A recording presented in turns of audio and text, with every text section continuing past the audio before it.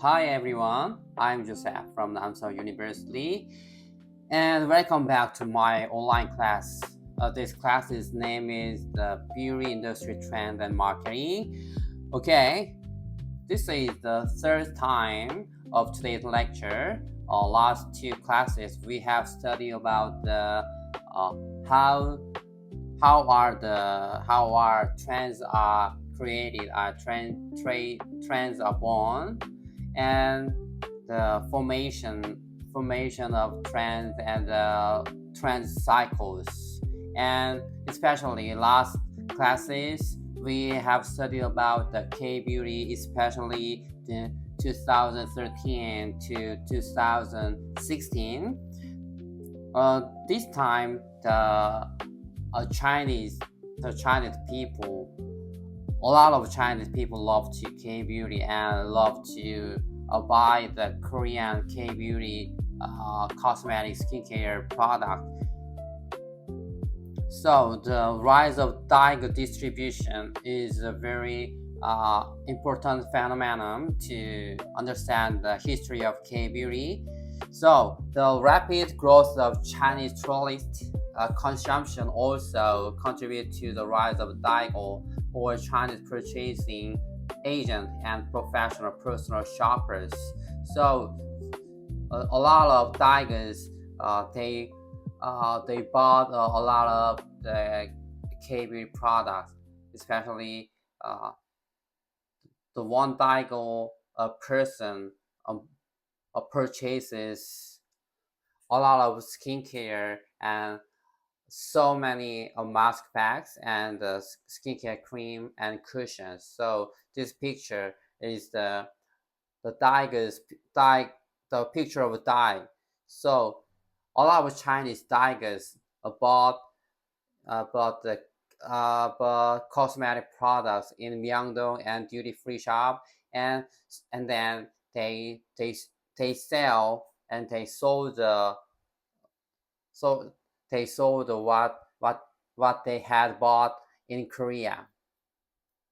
Okay, please uh, look at this picture. So a lot of Tigers purchases the skincare and the cosmetic items in duty free shop and the Myeongdong offline shop, and then they sold and they sold what they had bought in Korea to the Chinese consumers.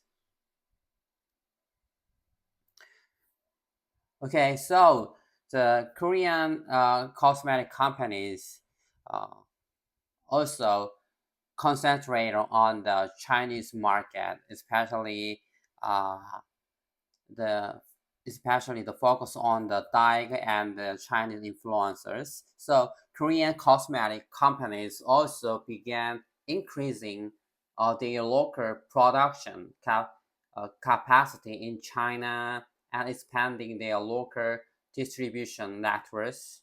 In particular, companies began using Chinese online influencer, commonly known as Wang Hong.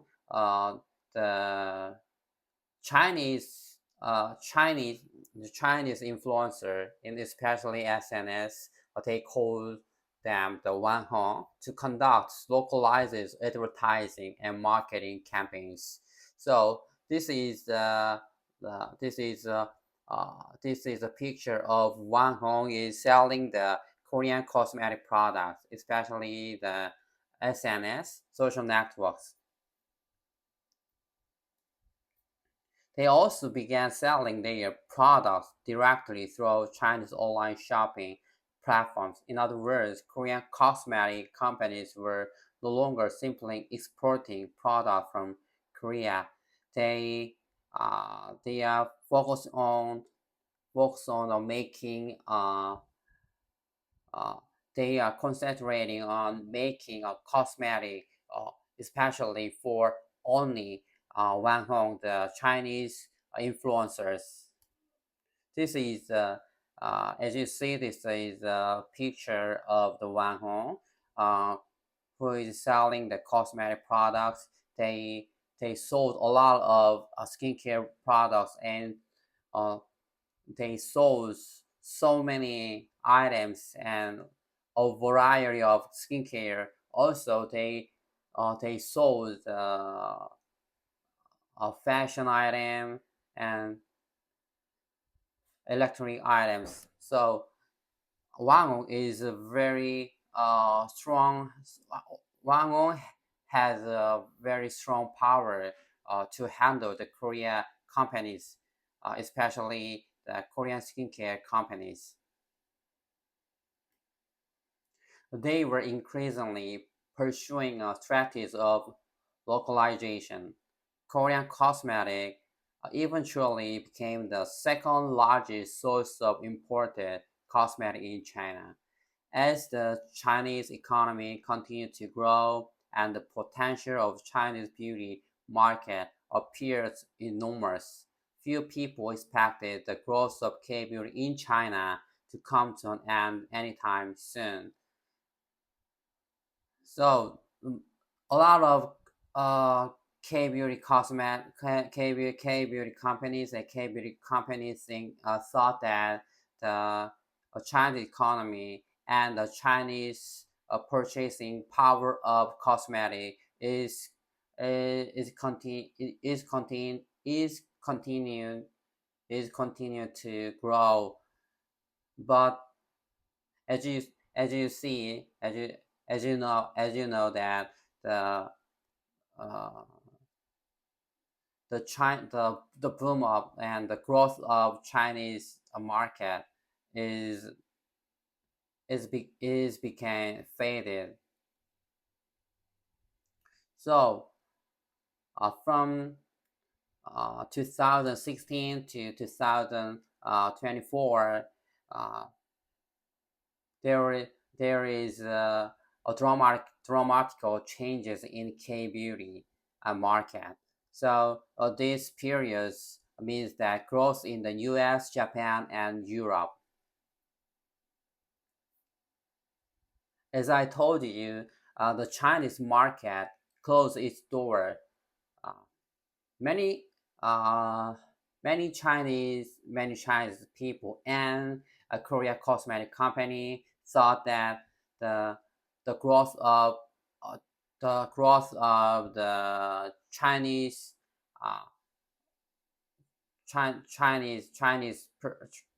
purchasing power to cosmetic and to especially Korean cosmetic is continue and keep going growth. But however, the growth that seems as though it would continue in indefinitely suddenly came to a halt. The major turning point came in 2016 when South Korea decided to deploy the terminal high altitude area defense system. This is THAAD on the Korean peninsula in response to security concerns surrounding North Korea's missile threat. The Chinese government strongly opposed the deployment, viewing it as a security threat. In response, China implemented a series of measures commonly referred to in Korea as the Hallyu Ban or uh, Hananyang, which severely restricted various forms of Korean cultural and commercial exchanges. So this sad and the political crisis uh, of in Korea make Hananyang. So Chinese government rejected and refused to enter the Korea cosmetic and Korea cultural item and cultural videos and music. So Korea, so the Korean influences and Korean music and Korean drama is rejected to enter the Chinese enter to China. Also, uh, the Chinese tourists reduced to from 2017.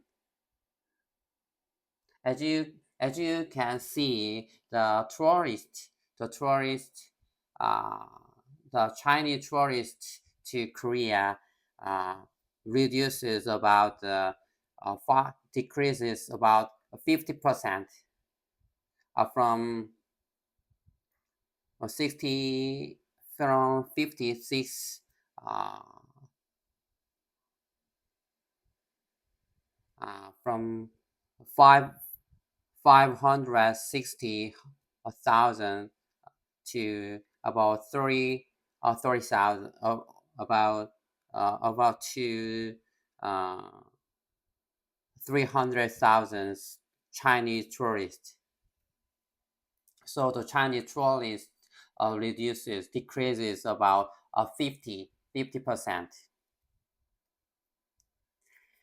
These measures created a significant barriers to Korean cultural content and Korean consumer products, including Korean cosmetic and Korean celebrities appealing in advertisement and television dramas and popular music. A Chinese tourists arrival to Korea, which had once reached approximately 8 million visitors annually, fell to less than half of that level. Duty-free stores and cosmetic shops in Myeongdong immediately experienced a significant decline in sales. Uh, this phenomenon shows that of the left picture, Amur Pacific, for example, had generated more than 1 trillion Korean won in sales through its Chinese subsidiaries, but its operating profit subsequently declined by approximately 40%. It is very similar than the decline of Chinese tourists declined about 50%, but Amri Pacific subsidized uh, revenue is declined by 40%. So a Korean cosmetic company that had placed enormous expectations on the Chinese market suddenly found themselves facing a closing door. These experiences taught the Korean beauty industry an important lesson. Over dependence on a single market can become a major uh, uh, vulnerability. So the over dependence on single market, especially in Chinese market, become a major weakness and major problem. So Korea cosmetic company and Korea beauty companies faces problem and faces have a struggling about uh, Korean cosmetic companies has struggling because about the decline of our Chinese market.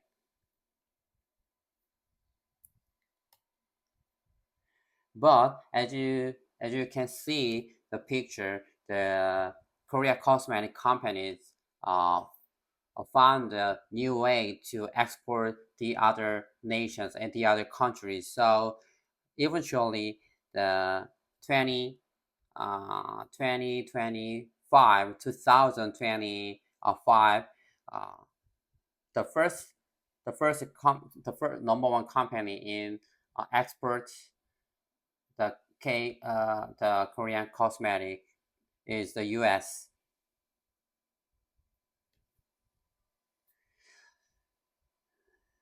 So 2016 from 2016 and 2024 and 2025, the growth in the United States and Japan and Europe.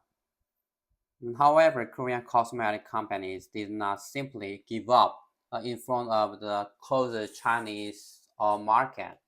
Instead, they began looking for new opportunity and new way in other parts of the world. In particular, they turned their attention to markets such as the US, the largest cosmetic market, and Japan and Europe, where the seeds of Korean culture has already been planted. You, uh, in United States and Japan and Europe, there is a boom. There is a boom of K culture and K drama. So it is a very helpful to grow the K beauty's growth. These companies began developing new strategies to enter and establish themselves in this market.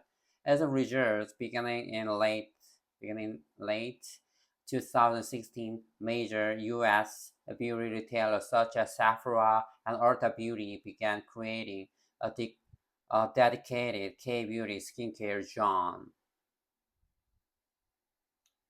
Approximately 2 years later, more than 100 KB brands had begun entering the US market in honesty. So this chart show that the first, the first, the first market, which is Korea, export export the cosmetic is the United States.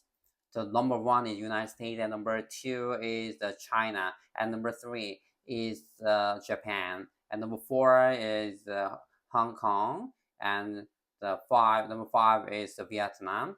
So they many Korean cosmetic companies focus on the U.S. market. So they have made the growth. They have made the growth of the U.S. market. Approximately 2 years later, more than 100 K-beauty brands had begun entering the U.S. market in honest, and Japan also became an important market for Korean beauty brand. K-beauty brand began entering approximately 2000, 20,000 stores, including drugstores and variety stores across Japan, especially the Don Quixote is the famous drugstore in Japan. So many a lot of Korea cosmetic brands uh, has entering their product into the Don Quixote, and brands such as 3CE became particularly popular among Japanese consumers, and awareness and demand for K-beauty continued to increase in the Japanese market.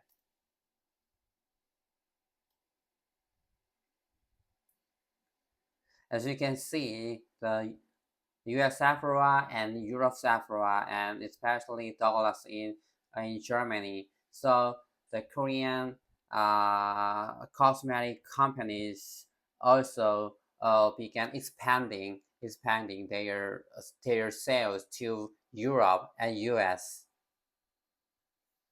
Expansion into the European market. Korean beauty companies also began expanding more aggressively into Europe. For example, Laneige, the this brand is belong to the Amour Paspi.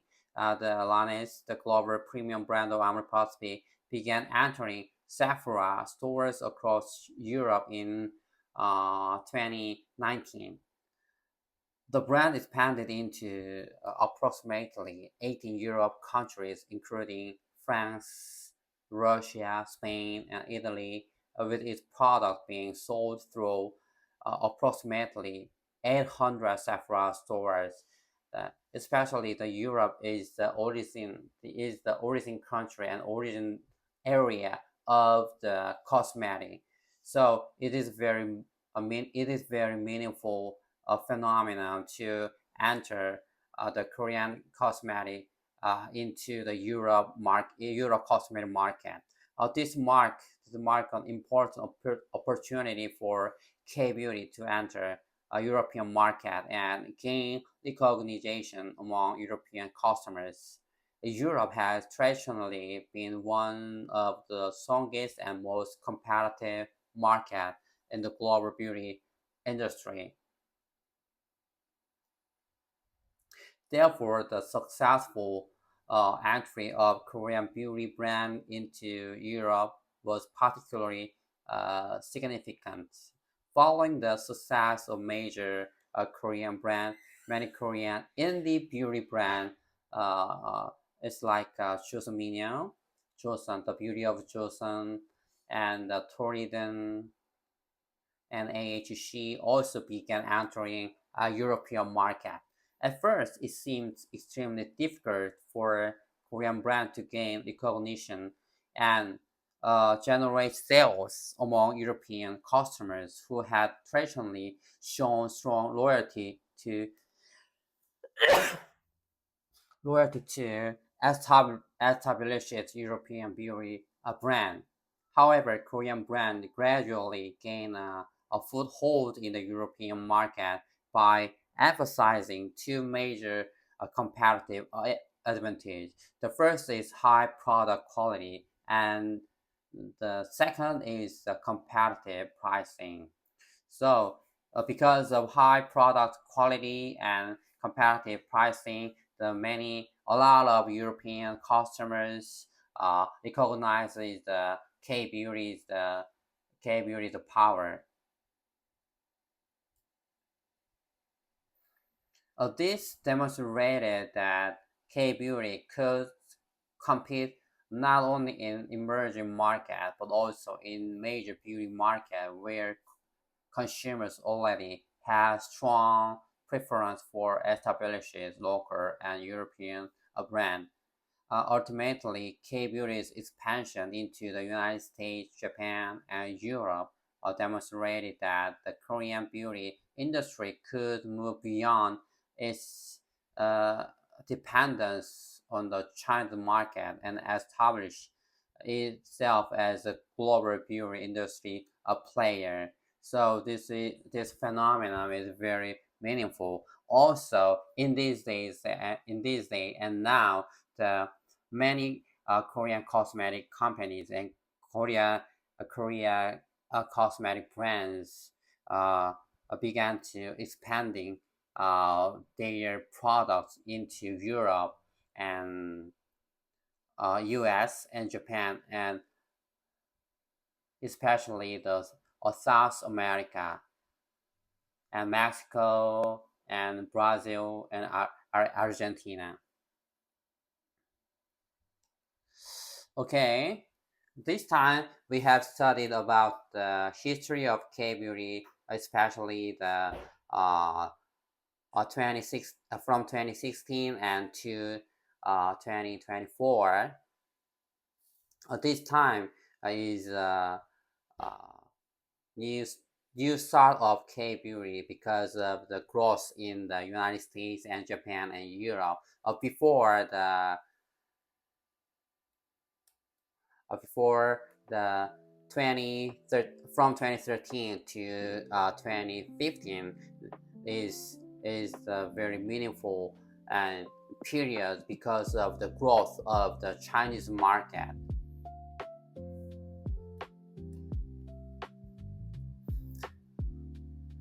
Okay, uh, today's lesson is today's lesson is over because we have studied about a lot of things. The first is about the trend.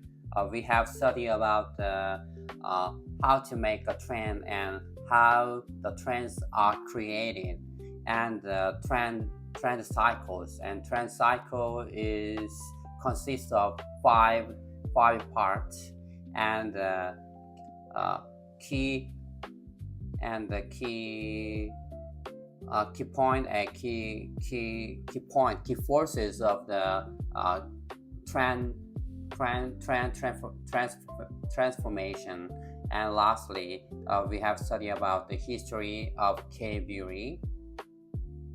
So next time we will learn about the trend in more detail. And next time, next classes, we will study about the power of the K beauties more detail. Okay. Thank you for attending today's classes, and please remember about what we have studied in these classes. Okay. See you next class. Bye.